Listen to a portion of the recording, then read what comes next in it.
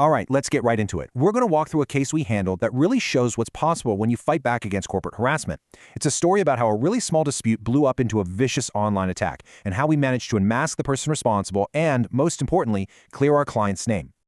If you're the one being targeted online by a company, it's easy to feel completely overwhelmed. It feels like a totally unfair fight, right? A business with all its resources coming after you, an individual, it can be incredibly intimidating. But here's the thing.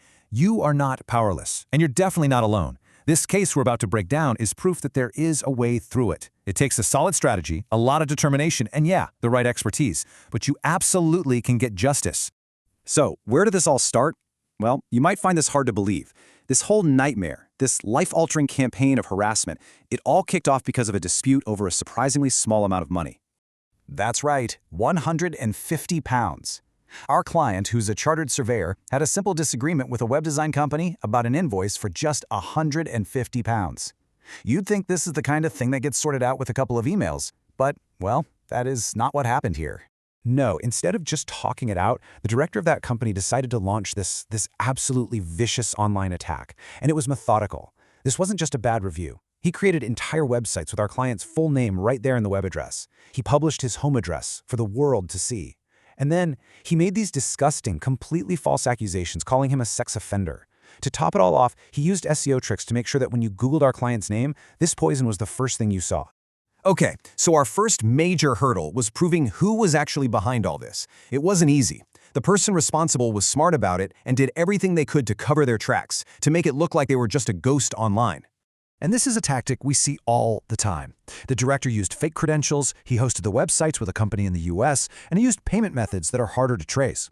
He was deliberately building a maze of digital dead ends, and these are the kinds of tactics that can bring a normal police investigation to a grinding halt.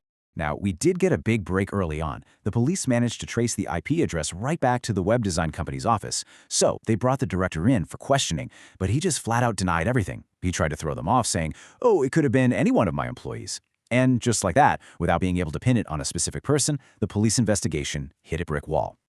So, with the investigation stalled here in the UK, we knew we had to go where the evidence was. And that meant we had to take our investigation across the Atlantic to the United States to get the hard proof we needed to crack this case wide open. Using US law, we were able to issue what are called subpoenas. This basically forced these massive American tech companies to give us every single piece of data they had on the account holder. And as our team was meticulously going through all that digital paperwork, we found something the director never, ever thought would see the light of day. And this, right here, is the smoking gun. It turns out nobody is truly a ghost online. Tucked away in the files was a short audio recording of a phone call he made to the web host. And on that call, he confirms his account password. And what was it? You're not going to believe this. The 4 digits of his own date of birth. It was the one tiny digital footprint he forgot to wipe away, and it was everything we needed. With that recording in hand, he had nowhere left to hide. The game was up. This single piece of evidence allowed us to go after him for our client on 2 different legal fronts to make sure he was held completely accountable for his actions.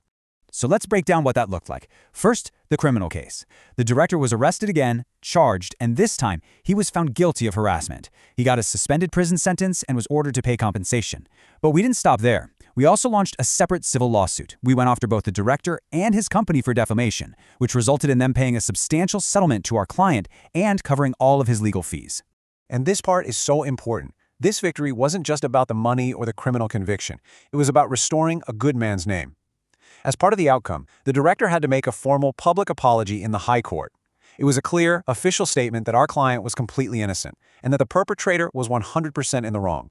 So after hearing all that, what are the big takeaways? If you're going through something even remotely similar, what does this story actually mean for you?